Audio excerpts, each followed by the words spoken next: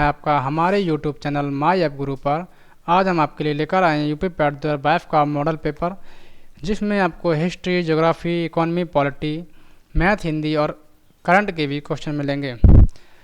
जो भी दोस्त हमारे इस चैनल पर नए जुड़े हुए हैं वो इस चैनल को सब्सक्राइब कर लें।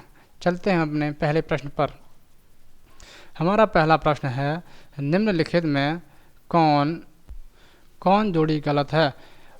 ऑप्शन नंबर ए है Akbar Ralph Fitch, Dara Shikoh Manucci, Jahangir sir Thomas Roe, Shahjahan Jordan. Ralph Fitch सन 1583 ईस्वी में भारत आया। मनूची 1653 में भारत आया। सर टॉमस रो 1615 ईस्वी में भारत आया और जॉर्डन सन 1608 में। तो अकबर के दरबार में रॉल्फिच आने वाला पहला अंग्रेज व्यापारी था। दारा फ़िक़्ह के शासनकाल में मनूची भारत आया। जहांगीर के शासनकाल में सर टॉमस रो भारत आया। लेकिन जॉर्डन जो है शाहजहां के शासनकाल ना करके जहांगीर के ही शासनकाल में आया था। तो हमारा option number right D answer बिल्कुल सही है। अगला क्वेश्चन है, भारत में पुर्तगाली साम्राज्य के संस्थापक का नाम बताओ। Option number A Vasco da Gama, Alfonso de Albuquerque, Pedro Alvarez Cabral और Salazar. Vasco da Gama Bharat के खोजकर्ता माना जाता है। ये पुर्तगाल का पहला गवर्नर बनकर भारत आया था। अल्फांसो द अल्बुकर्क द्वितीय गवर्नर बनकर भारत आया। इसके शासनकाल में पुर्तगालियों की शक्ति बढ़ गई। इसे ही भारत में पुर्तगाली साम्राज्य का वास्तविक संस्थापक माना गया है। अगला क्वेश्चन है, निम्नलिखित में कौन सा सही एक कालानुक्रम है। शंकराचार्य रामानुज चैतन्य, रामानुज शंकराचार्य चैतन्य, रामानुज चैतन्य शंकराचार्य, शंकराचार्य चैतन्य रामानुज। शंकराचार्य का जन्म सन 18वीं शताब्दी में हुआ था, 8वीं शताब्दी में हुआ था। रामानुज का जन्म सन 1017 ईस्वी में हुआ था। चैतन्य का जन्म 1485 ईस्वी में जन्म हुआ था। तो हमारा राइट आंसर ऑप्शन नंबर ए बिल्कुल सही आंसर है, शंकराचार्य, रामानुज और चैतन्य। अगला क्वेश्चन है, प्रसिद्ध बौद्ध विद्वान अश्वघोष किसके समकालीन था। ऑप्शन नंबर ए है अशोक, नागार्जुन, कनिष्क, हर्ष। तो इसका राइट आंसर है option number C Kanishka. Kanishka के समकालीन अश्वघोष और बसुमित्र था। बसुमित्र कनिष्क के शासनकाल में ही चौथी बौद्ध संगीति कश्मीर के कुंडल वन में हुई थी। इसके अध्यक्ष बसुमित्र थे और इस समिति का उपाध्यक्ष अश्वघोष था। तो अश्वघोष कनिष्क के समकालीन था। अगला क्वेश्चन है, मगध का कौन सा सम्राट अपूर्व परशुराम के नाम से जाना जाता है। क्वेश्चन ऑप्शन नंबर है बिंदुसार, अजातशत्रु, कालाशोक, महापद्मनंद। अपूर्व परशुराम उस व्यक्ति को उपाधि दी जाती है जिसने क्षत्रियों का नाश किया हो, जिसने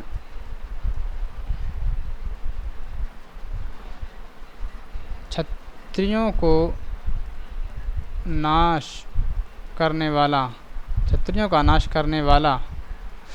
तो ऑप्शन नंबर डी हमारा है महापद्मनंद। यह नंद वंश का संस्थापक था। इसे ही अपूर्व परशुराम की उपाधि दी गई थी। अगला क्वेश्चन है, निम्नलिखित में किस कानून ने पहली बार भारत में एक क्रियाशील विधान परिषद का सृजन किया।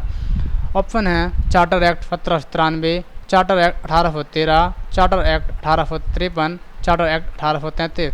इसका राइट आंसर है option number C charter act 1853।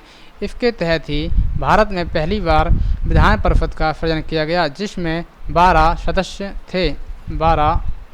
थे। अगला क्वेश्चन है, निम्नलिखित में से कौन INA अधिकारी captain PK Sahgal, captain Shahnawaz Khan और कैप्टन GS ढिल्लों के मुकदमे में उनके बचाव के पक्ष में आए। ऑप्शन हैं भलाई देसाई, मदन मोहन मालवीय, डॉक्टर सैफुद्दीन किचलू, और गणेश वासुदेव मावलंकर। ऑप्शन में कमेंट में ऑप्शन बताएं आंसर इसका।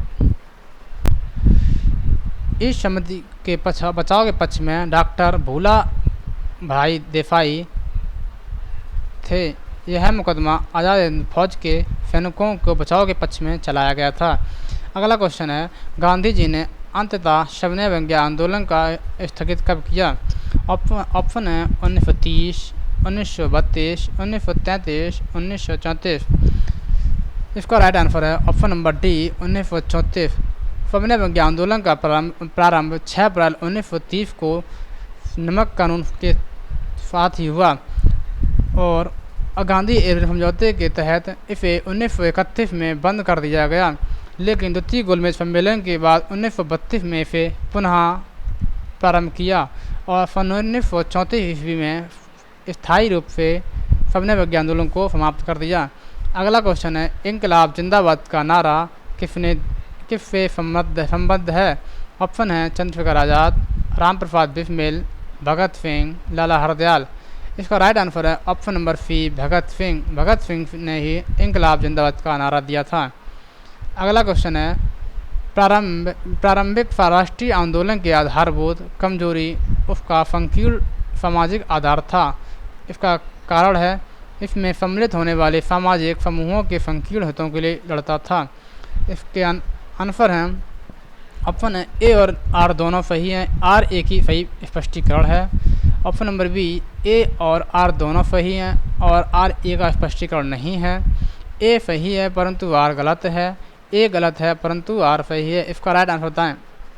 इसका राइट आंसर है ऑप्शन नंबर सी, ए सही है परंतु आर गलत है, क्योंकि राष्ट्रीय आंदोलन के प्रारंभिक आधारभूत कमजोरी इसका संकीर्ण आधार सामाजिक आधार था, क्योंकि प्रारंभिक दौर में उदारवादी नेताओं जैसे दादा भाई नौरोजी, महादेव गोविंद रानडे, एम.जी. रानडे, गोपाल कृष्ण गोखले, फिरोज मेहता, सुरेंद्र नाथ बनर्जी आदि उच्च वर्गीय थे, लेकिन यह उदारवादी नेता सामाजिक समूहों के संकीर्ण स्वार्थों के लिए नहीं लड़ता था, वह बल्कि अशिक्षित जनता में चेतना जगाना चाहता था। बाद में वे भारत के व्यापक जनचेतक एवं सामाजिक आंदोलन के सूत्रधार थे। अगला क्वेश्चन है, पार्कलैंड वनस्पति विशेषता क्या है? पार्कलैंड एक उष्णकटिबंधीय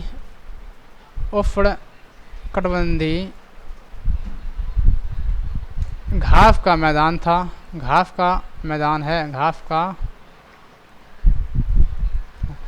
इसके ऑप्शन है उष्णकटिबंधीय वन, ये वन ऑप्शन गलत हो जाएगा। Savanna, prairies, पंपाज।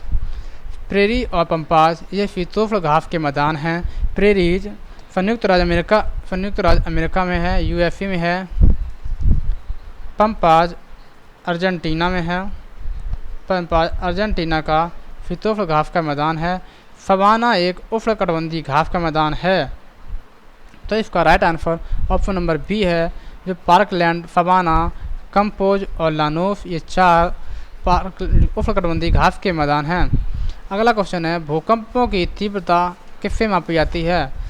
ऑप्शन है रिएक्टर पैमाना, पीएच पैमाना, डेसिबल पैमाना और सेल्सियस पैमाना। डेसिबल पैमाना से ध्वनि की तीव्रता मापी जाती है। सेल्सियस पैमाने से तापमान मापा जाता है और पीएच पैमाने से विलयन की अम्लीयता और क्षारीयता मापते हैं। इसका right answer option number A है, रिएक्टर पैमाने से भूकंपों की तीव्रता मापी जाती है।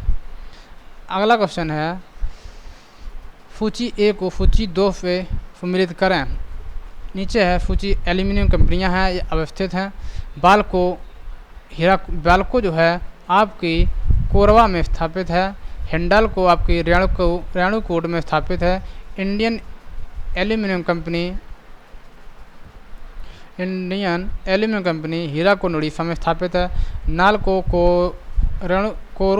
कोरापुट ये भी उड़ीसा में है, वो उड़ीसा में स्थापित है।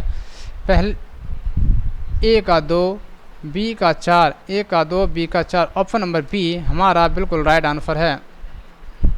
अगला क्वेश्चन है, निम्नलिखित में से कौन सही सम्मिलित नहीं है? एक ये गर्म जल स्रोत हैं, यह स्थान दिया गया है। मनीरकंद हिमाचल प्रदेश, ज्वालामुखी जम्मू कश्मीर, अनहोनी मध्य प्रदेश और तत्पानी उड़ीसा। इसका राइट आंसर है ऑप्शन नंबर बी। जो ज्वालामुखी है ये जम्मू कश्मीर में ना होकर हिमाचल प्रदेश में है, हिमाचल प्रदेश में। मरीकंद हिमाचल प्रदेश सही है, अनहोनी मध्य प्रदेश सही है, तत्पानी उड़ीसा सही है। इसका right answer option number B बिल्कुल सही है, हिमाचल प्रदेश में ज्वालामुखी गर्म जल स्रोत है। अगला क्वेश्चन है, निम्नलिखित में कौन सा देश G8 का सदस्य नहीं है? ऑप्शन नंबर ए रूस, ब्रिटेन, स्पेन, कनाडा। इसका right answer option number C है, जो G8 का सदस्य नहीं है। अब रूस भी इसका सदस्य नहीं है। G8 में सदस्यों की संख्या अब 7 रह गई है, अब इसे G7 भी कहते हैं, जिसमें Britain, Canada, America, France, Germany, Britain, Italy है। अब रूस भी इसका सदस्य नहीं है। अगला क्वेश्चन है, बौद्धों की अधिकतम संख्या पाई जाती है? ऑप्शन के अनुसार बिहार में, महाराष्ट्र में, कर्नाटक में, उत्तर प्रदेश में। इन ऑप्शन के अनुसार सबसे अधिक जनसंख्या महाराष्ट्र में पाई जाती है। फिर ऑल ओवर भारत में सबसे अधिक बौद्धों की संख्या सिक्किम में पाई जाती है, सिक्किम में पाई जाती है। अगला क्वेश्चन है, 2005-06 में प्रारंभ की गई योजना का अंग निम्नलिखित में कौन नहीं है? ऑप्शन नंबर 1 है ग्रामीण आवास, पेयजल, ग्रामीण सड़क, ग्रामीण स्वच्छता। इसका राइट आंसर है ऑप्शन नंबर बी, ग्रामीण स्वच्छता। ग्रामीण स्वच्छता भारत निर्माण योजना का अंग नहीं है। भारत निर्माण योजना के अंग 6 हैं, ग्रामीण आवास है, पेयजल है, ग्रामीण सड़क है, विद्युतीकरण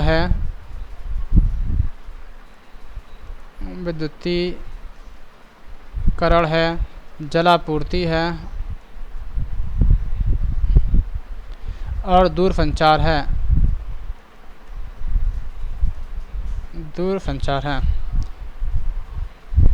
अगला क्वेश्चन है,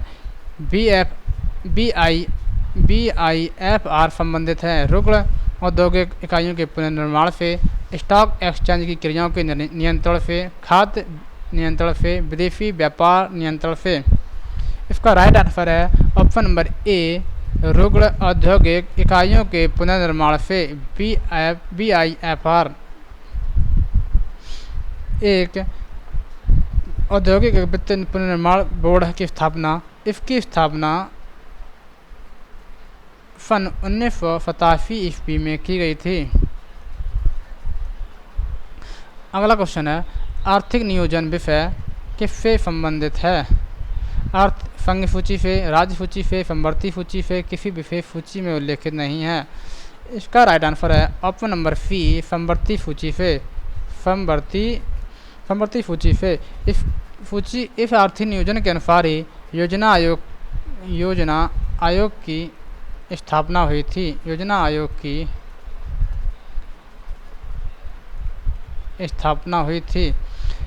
आयोग को अब 2015 में नीति आयोग कहते हैं। अगला क्वेश्चन है, मुद्रा एवं वित्तीय मामलों में सरकार के वित्तीय अभिकर्ता का सलाहकार कौन है? ऑप्शन है नाबार्ड, SBI, RBI, उपरोक्त में कोई नहीं। इसका राइट आंसर है ऑप्शन नंबर सी, जो है RBI है, वित्तीय मामलों में सरकार का वित्तीय अभिकर्ता एवं सलाहकार है। अगला क्वेश्चन है, नगर पंचायत की वार्ड समिति के विषय में सही क्या है? ऑप्शन है नगर पंचायत की कुछ वार्डों को मिलाकर वार्ड समिति बनाई जाती है, ये बिल्कुल सही है। इसमें वार्ड से निर्वाचित पार्षद सदस्य कराते हैं, बिल्कुल सही है। वार्ड में रहने वाले 2 व्यक्ति समिति में मनोनीत किए जाते हैं, बिल्कुल सही है। अगला है, वार्ड समिति का अध्यक्ष नगर पंचायत अध्यक्ष के द्वारा नामित किया जाता है, ये बिल्कुल गलत है। वार्ड समिति का अध्यक्ष नगर पंचायत के अध्यक्ष के द्वारा नामित नहीं किया जाता, बल्कि जनता द्वारा निर्वाचित किया जाता है। तो इसका right answer option number C बिल्कुल सही है। 1, 2 और 3 हमारे बिल्कुल सही हैं। अगला क्वेश्चन है, जो भी दोस्त हमारे इस चैनल पर जुड़े हैं वो इस चैनल को सब्सक्राइब जरूर कर लें, जिससे हमारे आने वाली वीडियो आप तक तुरंत पहुँचें। अगला क्वेश्चन है, एक उच्च न्यायालय का न्यायाधीश अपना त्यागपत्र संबोधित किसे करता है? जब एक उच्च न्यायालय, ऑप्शन है राष्ट्रपति, भारत के मुख्य न्यायाधीश, उसके राज्य के उच्च न्यायालय के मुख्य न्यायाधीश, राज्य के राज्यपाल। इसका आंसर आप लोग कमेंट में जरूर बताएं।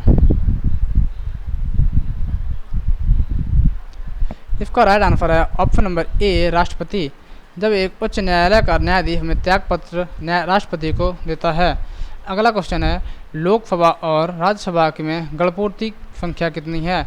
ऑप्शन है कुल संख्या, सदस्य संख्या के 1/5, कुल सदस्य संख्या के 1/6, कुल सदस्य संख्या के 1/10, कुल सदस्य संख्या के 1/8।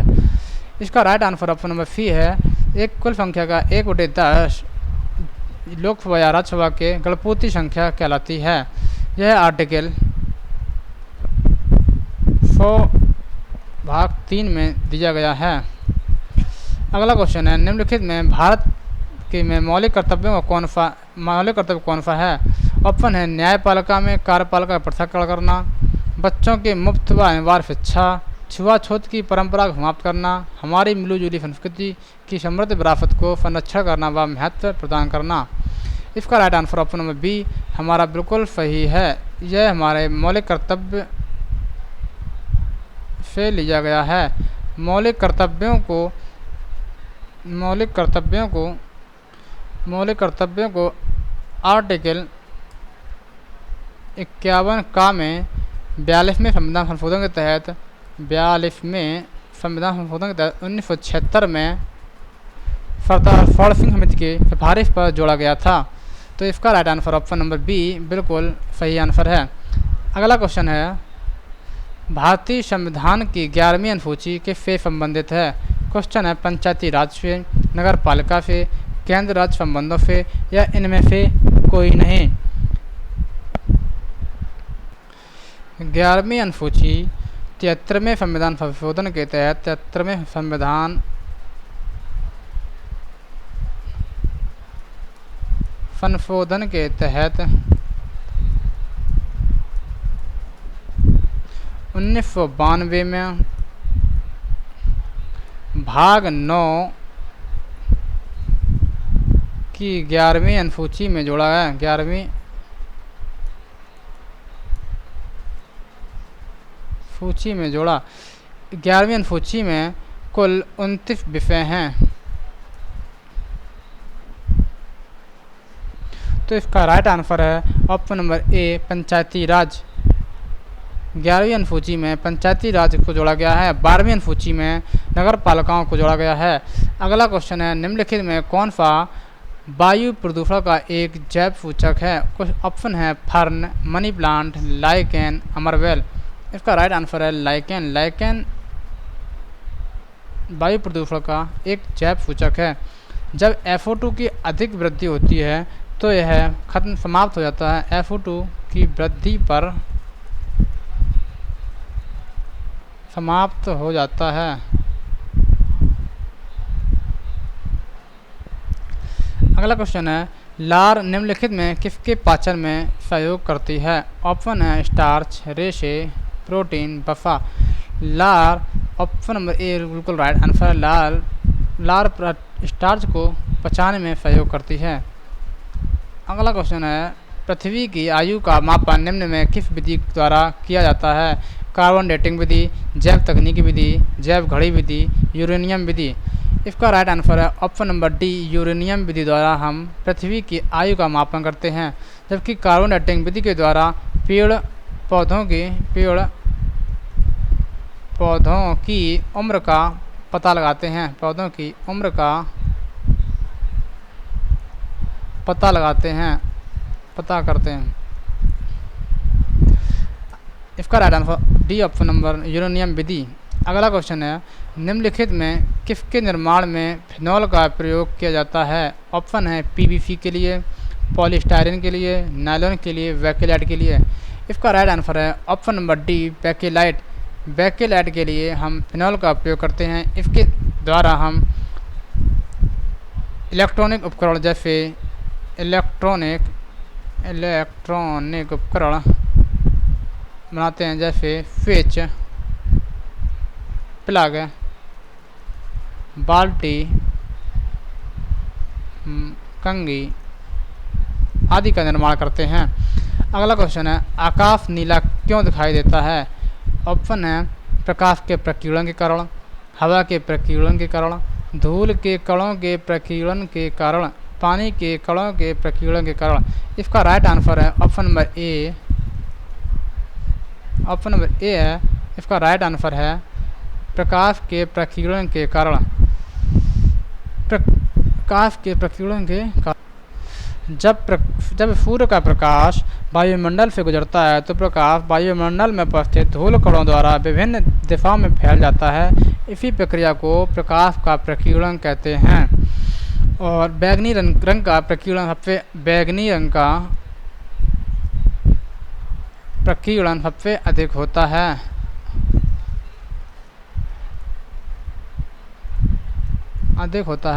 और लाल रंग का प्रकीर्णन सबसे कम होता है, इसलिए सूर्य के डूबते और उगते समय लाल दिखाई देता है। और बैंगनी रंग का तरंग दैर्घ्य सबसे कम होता है। जिस रंग की तरंग दैर्घ्य सबसे अधिक होगी उसका प्रकीर्णन कम होता है, जिस रंग का प्रकीर्णन सबसे अधिक होगा उसका तरंग दैर्घ्य कम होती है। अगला क्वेश्चन हमारे गणित से लिए गए हैं। 4.025 का न्यूनतम भिन्न मान निम्न में से किसके बराबर होगा? जब कभी ऐसी भिन्न दी जाए तो जितने ऊपर पॉइंट के बाद जितनी संख्याएं लिखी हों उसके बटे हम उतने ही जीरो बढ़ा लेते हैं, यानी कि 4000 25 बटे 1000। इसको जब सॉल्व करते हैं तो 25 चौको 100, 0, 25 एकम 25, 15, 1/25 का 25 25 एकम 25, यानी कि 161 बटे 40। ऑप्शन नंबर ए हमारा बिल्कुल राइट आंसर है। 161 बटे 40 4.025 का न्यूनतम भिन्न मान है। अगला क्वेश्चन है, दो संख्याओं का गुणनफल 9375 है। जब सबसे बड़ी संख्या को सबसे छोटी संख्या से विभाजित किया जाता है तो शेष फल 15 प्राप्त होता है। तो इन संख्याओं का योगफल ज्ञात करना है। माना कि सबसे छोटी संख्या x है और बड़ी संख्या 15x है। जब x का 15x में भाग करेंगे तो 15 शेष बचेगा, भागफल आएगा। तो x गुणे 15x बराबर 9375। 15x स्क्वायर बराबर 9375। फिर x स्क्वायर बराबर 9375 बटे 15। x स्क्वायर बराबर 15 छक्का 90 बची 3 37 हुई। 15 दूनी 30 बची 7, 15 तिया 75, 15 पन्ना 75, 625। 625 का वर्ग है, 625 का वर्गमूल 25 होगा। x बराबर 25 आया। छोटी संख्या हमारी 25 है। अब बड़ी संख्या 25 गुणे 15, बड़ी संख्या हुई 25 गुणे 15, यानी कि 15 बना 75 की 5 हासिल लगी 3, 15 दूनी 30 3 33, 15 दूनी 30 3, 15 बना 75, 75 की 5 हासिल लगी 7, 15 दूनी 30 30 7 35, 375 ये और छोटी संख्या 25, इन दोनों का योग करेंगे तो हमारा आंसर 400 बिल्कुल सही है। ऑप्शन नंबर ए हमारा बिल्कुल राइट आंसर है। अब समझाते हैं, दो संख्याओं का गुणनफल, दो संख्या एक संख्या x है, दूसरी संख्या 15x है। उसने बोला था कि जब छोटी संख्या से बड़ी संख्या में भाग देंगे तो भागफल 15 आएगा। तो हम छोटी संख्या x का जब 15x में भाग करेंगे तो 15 बचेगा। इन दोनों का योगफल निकालना था। इन दोनों गुणनफल था 9375। तो इसका वर्गमूल लेंगे तो 625 को 25 आएगा। एक संख्या हमारी 375 हुई, दूसरी संख्या 25 हुई। इन दोनों का योग करेंगे तो ऑप्शन हमारा ए आंसर बिल्कुल सही होगा, जो 4 से लिखा है। अगला क्वेश्चन है, किसी संख्या के 1/3 और 1/4 के बीच का अंतर उसके वर्गमूल के बराबर है। संख्या ज्ञात करो। कोई संख्या x है, उसकी 1/3 और 1/4 का अंतर संख्या के वर्गमूल के बराबर है, यानी कि अंडर रूट में x रखेंगे। तो इसको हम लिख सकते हैं 12 एल्सियम लिया, 4 एकम 3 चौको 12, यानी कि 4 माइनस 3 यानी कि 1/12 बराबर अंडर रूट x, यानी कि रूट x बराबर 12 आया। फिर जब x का मान निकालेंगे तो 12 का हम वर्ग करेंगे तो 144 आएगा। इसका राइट आंसर हमारा ऑप्शन नंबर डी है, option number D option number B है, जो हमारा 144 लिखा है। ऑप्शन नंबर बी हमारा बिल्कुल राइट आंसर। अगला क्वेश्चन है, एक व्यक्ति का खर्च फरवरी तथा मार्च के महीने में 5,000 रुपये बढ़ जाता है। यदि जनवरी में उसका खर्च 50,000 बढ़ जाता है, यदि उसका खर्च 50,000 रुपये था तो उसका जनवरी से मार्च तक का औसत खर्च बताएं। हमने आपको बताया था औसत बराबर होता है योग बटे गिनती। तो जनवरी में उसका 50,000 था, फरवरी में उसको 50,000 की वृद्धि हुई, यानी कि 10,000 हुआ, 10,000 हुआ। फिर मार्च में फिर 50,000 बढ़ गए तो 1 लाख हुआ, 1 लाख से 1.5 लाख हुआ।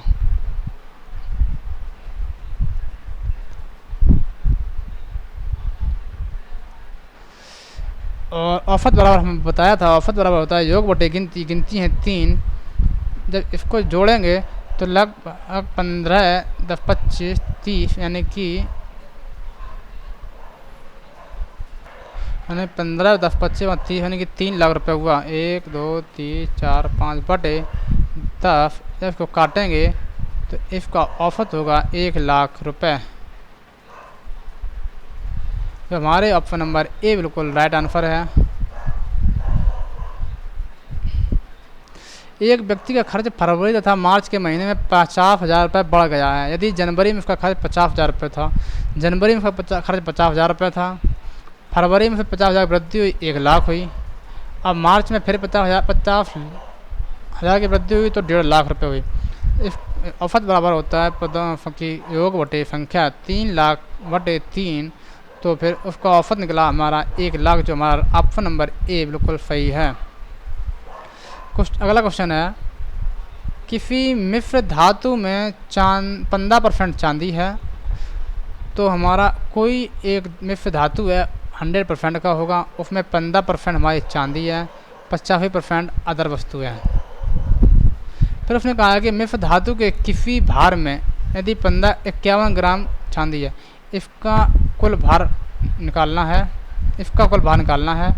15 ग्राम बराबर 15% बराबर 51 ग्राम दिया है। जब 15 बराबर 51 ग्राम है तो 85% बराबर होता है 51 गुणा 85/15।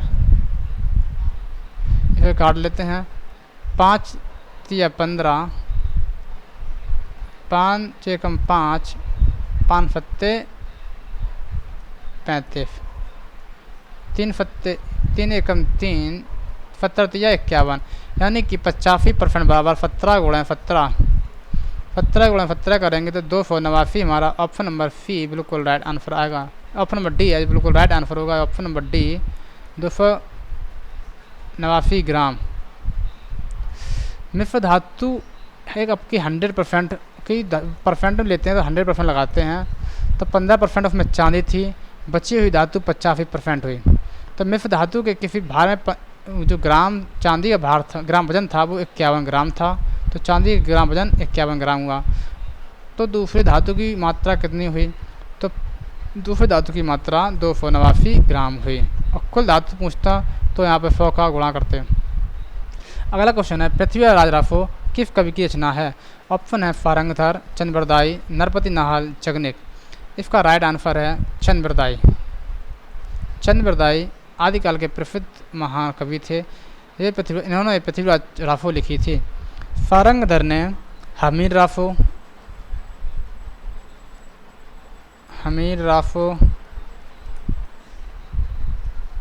जगनिक ने परमाल रासो,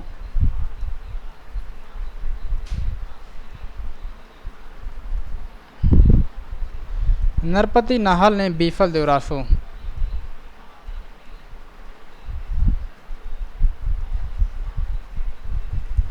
अफो की रचना की। अब आपके हिंदी के क्वेश्चन आते हैं। लोहा मानना मुहावरा का अर्थ है। ऑप्शन है पराजय का स्वीकार करना, श्रेष्ठता स्वीकार करना, बुद्धिमान होना, शक्तिशाली बनना। तो इसका राइट आंसर है ऑप्शन नंबर ए श्रेष्ठता, ऑप्शन नंबर सी श्रेष्ठता स्वीकार करना।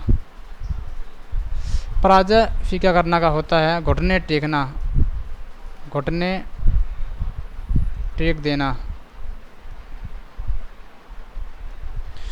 और बुद्धिमान होना का मुहावरा होता है अक्ल का पुतला होना, अक्ल का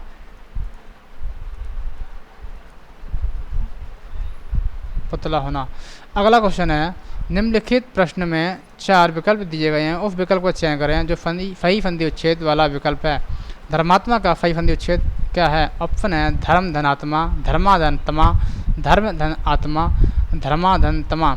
इसका राइट आंसर है ऑप्शन नंबर बी जो धर्म धन तमा है, यह धर्मात्मा का सही संधि उच्छेद है। धर्मात्मा दीर्घ स्वर संधि का उदाहरण है जिसमें आ प्लस आ वर्ग मिल करके एक बड़ा आ का निर्माण करते हैं। तो यहाँ माँ और का, माँ का आ का बड़ा आ बराबर बड़ा आ बनाता है तो धर्मात्मा बनता है। तो हमारा ऑप्शन नंबर बी बिल्कुल सही आंसर है। अगला क्वेश्चन है आप निसंकोच चले जाओ, आप निसंकोच चले जाओ। इस वाक्य की त्रुटि सुधारने के लिए निम्न में सही वाक्य छांटें। ऑप्शन है तुम निसंकोच चले जाइए, आप निसंकोच चले जाओ, चला जाओ, आप निसंकोच चले जाइए, आप निसंकोच चले जाइएगा। यहाँ पर आप है वो सर्वनाम बहुवचन है, इसके साथ आप आदरपूर्वक शब्द लगाएंगे तो ऑप्शन नंबर सी हमारा सही है, आप निसंकोच चले जाइए। हमारा right answer option number C बिल्कुल सही है। अगला क्वेश्चन है आँखों के सामने घटित घटना पर विश्वास तो करना ही पड़ेगा। वाक्य के रेखांकित अंश के लिए एक शब्द का चयन करें। ऑप्शन है प्रत्यक्ष, प्रारूपता, प्रवचन, प्रत्येक। इस प्रत्येक होगा नहीं, प्रवचन होगा नहीं, प्रारूप तो होगा नहीं। इसका right answer option number C बिल्कुल, ऑप्शन नंबर ए बिल्कुल सही है। जो प्रत्यक्ष है हमारा राइट आंसर है। ये आंखों के सामने घटित घटना पर विश्वास तो करना ही पड़ेगा, ये प्रत्यक्ष कहलाता है। अगला क्वेश्चन है 8 बजे घड़ी की दोनों सुइयों के बीच बने कोण का मान ज्ञात करें। जब कोण का मान पूछा जाए तो इसका ट्रिक होता है, ट्रिक है 60h माइनस 11m बटे 2। h का मतलब होता है घंटे, m का मतलब होता है मिनट। तो यहाँ उसने 60 गुणे 8 माइनस 11 गुणे 0 बटे 2 480 बटे 2 यानी कि 240। बहुत से बच्चे इसका ऑप्शन नंबर ए सही मार्क चले आएंगे, लेकिन ये आपका गलत हो जाएगा क्योंकि जब कभी कोण के मान पूछा जाए तो हम फिर छोटा कोण निकालते हैं। छोटा कोण निकालने के लिए हमें 360 में से घटाते हैं, 360 में से 240 घटाएंगे तो हमारा ऑप्शन नंबर बी बिल्कुल सही होगा। जो ऑप्शन नंबर बी है 120 वो बिल्कुल राइट आंसर होगा, ये हमारा गलत हो जाएगा। निम्नलिखित में से किस शहर में सेंट्रल फुटवियर ट्रेनिंग इंस्टीट्यूट स्थित है? ऑप्शन है आगरा, कानपुर, लखनऊ, नोएडा। इसका राइट आंसर है आगरा। आगरा में central footwear training centre institute स्थित है। और केंद्रीय गन्ना अनुसंधान संस्थान कोयम्बटूर में है। केंद्रीय गन्ना अनुसंधान कोयम्बटूर में। लखनऊ की बात की जाए तो यहाँ केंद्रीय औषधि अनुसंधान संस्थान है। औषधि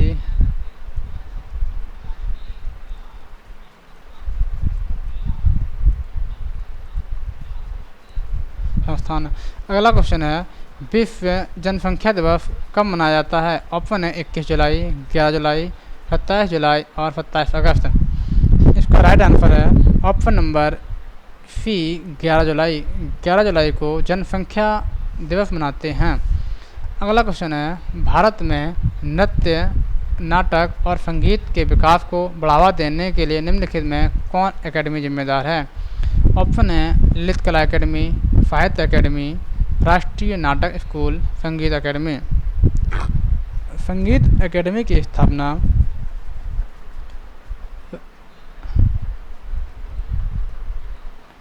31 मई 1952 में हुई थी। साहित्य अकादमी की स्थापना 1955 में और ललित कला अकादमी की स्थापना 1954 में हुई। इसका राइट आंसर है ऑप्शन नंबर डी। जो हमारे साहित्य संगीत अकादमी है 1952 में स्थापना हुई थी। इसे ही नृत्य, नाटक और संगीत के विकास को बढ़ावा देने के लिए जिम्मेदार माना गया है। तो इसका ऑप्शन नंबर डी हमारा बिल्कुल राइट आंसर है। अगला क्वेश्चन है निम्नलिखित में से कौन सा विकल्प सही है? मीथेन के ऊर्जा उत्सर्जन का स्रोत नहीं है। ऑप्शन है मोटर वाहन, धान के खेत, पशुधन, गन्ने खेत। इसका राइट आंसर है ऑप्शन नंबर ए मोटर वाहन। मोटर वाहन से मीथेन गैस न निकल करके कार्बन मोनोऑक्साइड उत्सर्जन होता है। कार्बन मोनोऑक्साइड का उत्सर्जन होता है। मीथेन का उत्सर्जन पशु की जुगाली करने में और पशु के गोबर गैस से निकलता है, गन्ने के खेत से, धान के खेत से। अगला क्वेश्चन है निम्नलिखित में से कौन वर्तमान में विश्व बैंक का अध्यक्ष है? इसके ऑप्शन है Jim Yong Kim, Barbel Konwal, Lewis Preston, Paul Wolfowitz. इसका राइट आंसर इसमें ऑप्शन में नहीं दिया गया है। ये वर्तमान में नहीं है, ये 12वें नंबर के अध्यक्ष हैं। अब इसके 13वें अध्यक्ष बन गए हैं, उनका नाम है डेविड मालपास। डेविड मालपास को वर्तमान में विश्व बैंक का अध्यक्ष माना गया है। इसका right answer option number D. Option number ए था वो गलत है, वो पहले थे, अब डेविड मालपास को बनाया गया है।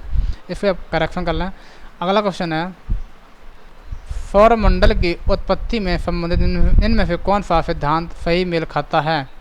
ऑप्शन है नेबुलर परिकल्पा आर्किमिडीज द्वारा, ज्वारी हाइपोथेसिस जेम्स जीन और हैरोल्ड जेफरी द्वारा, गैफी हाइपोथेसिस चैम्बरेल और मोल्टन द्वारा, ग्रही हाइपोथेसिस कांत द्वारा। इसका राइट आंसर है ऑप्शन नंबर बी। जो ज्वारी हाइपोथेसिस है ये जेम्स कीन और हैरोल्ड जेफरी ने इसकी खोज की है। अगला क्वेश्चन हमारा है भारतीय राज्यों में मुद्रा बिल होने के लिए एक बिल को कौन प्रमाणित करता है? ऑप्शन है राज्य विधानसभा का अध्यक्ष, राज्य वित्त मंत्री, राज्य का उपराज्यपाल, उच्च न्यायालय के प्रमुख न्यायाधीश। इसका राइट आंसर है ऑप्शन नंबर ए राज्य का विधानसभा का अध्यक्ष। अगर यह राज्यों में पूछा जाए तो राज्य विधानसभा का अध्यक्ष होगा। अगर केंद्र में पूछे तो लोकसभा का अध्यक्ष इसे प्रमाणित करता है। अगला क्वेश्चन है अवध के निम्नलिखित में से किस नवाब ने लखनऊ में बड़ा इमामबाड़ा बनवाया? ऑप्शन है आफफ उद्दौला, आसिफ शाह जहाँ मिर्जा, यामीन उद्दौला, फुजा उद्दौला। इसका राइट आंसर है ऑप्शन नंबर ए आफफ उद्दौला। इन्होंने ही अब लखनऊ में बड़ा इमामबाड़ा की स्थापना की थी। अब अगला क्वेश्चन है नाइट फ्रैंक। यहाँ से आपके क्वेश्चन करंट के चालू हो गए हैं। नाइट फ्रैंक द्वारा जारी वेल्थ रिपोर्ट 2022 में भारत की क्या रैंक है? ऑप्शन है 3, 4, 5, 6। नाइट फ्रैंक जो रिपोर्ट जारी करता है ये देश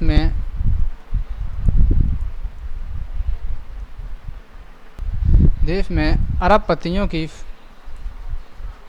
संख्या को बताता है, अरबपतियों की संख्या को निर्दिष्ट करता है। तो नवीनतम रिपोर्ट के अनुसार भारत की रैंक अब ऑप्शन नंबर ए में 3 सही है, अब तीसरे स्थान पर पहुंच गया है। अगला क्वेश्चन है राष्ट्रीय मानसून परियोजना कार्यालय IMPO का उद्घाटन किस संस्थान पर किया गया? ऑप्शन है IIT Delhi, IIT Madras, IITM Pune, IIT Roorkee. इसका राइट आंसर है option number C, IITM Pune. IITM Pune के द्वारा अंतर्राष्ट्रीय मानसून परियोजना कार्यालय का उद्घाटन किया गया। अगला क्वेश्चन है 192 संयुक्त राष्ट्र सदस्य देशों द्वारा 1930 एजेंडा के एक भाग के रूप में अपनाए गए 17 सशक्त विकास लक्ष्य सूची में भारत का स्थान क्या है? ऑप्शन है 117, 133, 120, 121। इसका राइट आंसर है ऑप्शन नंबर बी, भारत की इस सूची में 120वां स्थान है। फर्स्ट स्थान पर फिनलैंड है।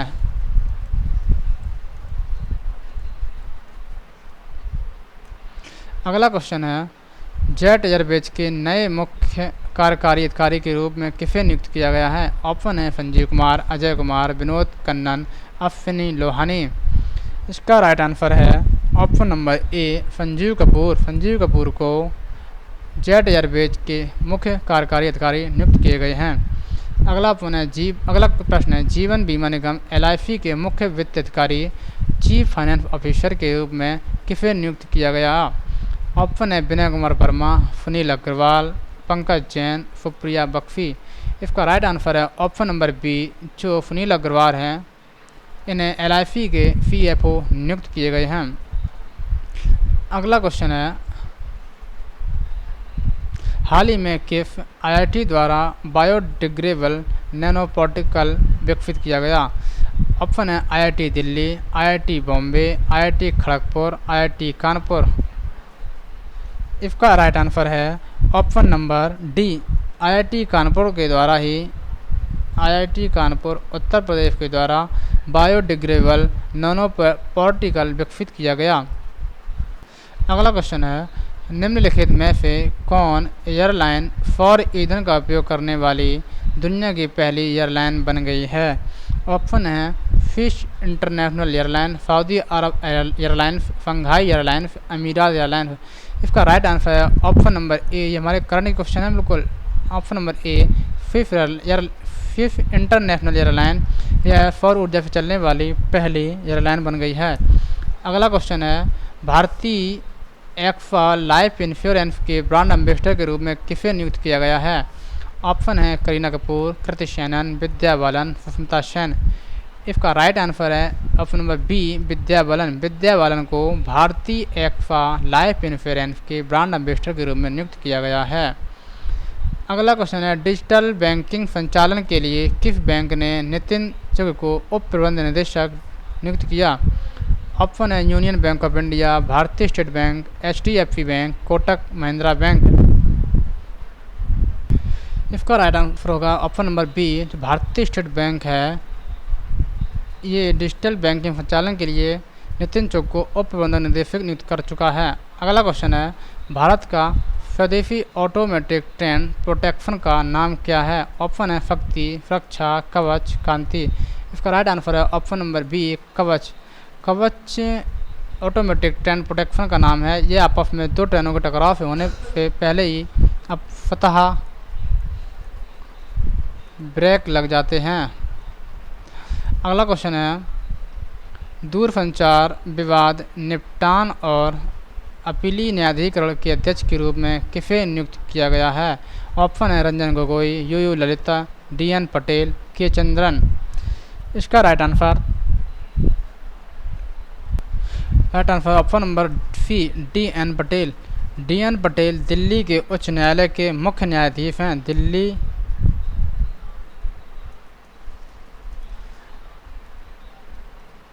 हाई कोर्ट के चीफ जस्टिस हैं। इन्हें ही दूरसंचार निपटान और अपीली न्यायाधिकरण के अध्यक्ष के रूप में नियुक्त किया है। अगला क्वेश्चन है निम्नलिखित में से किसने द ब्लू बुक नामक पुस्तक लिखी? ऑप्शन है अमिताभ कुमार, अमिताभ कांत, संजय कुमार, संदीप सूरी। इसका राइट आंसर होगा ऑप्शन नंबर ए, अमिताभ कुमार। अमिताभ कुमार की पुस्तक है द ब्लू बुक। अगला क्वेश्चन नहीं है, हमारा सेशन आज तक यहीं तक था। दोस्तों आप अब बताएं कि वीडियो कैसी लगी। अच्छी लगी हो तो कमेंट में ज़रूर बताएं। धन्यवाद। जय हिंद दोस्तों।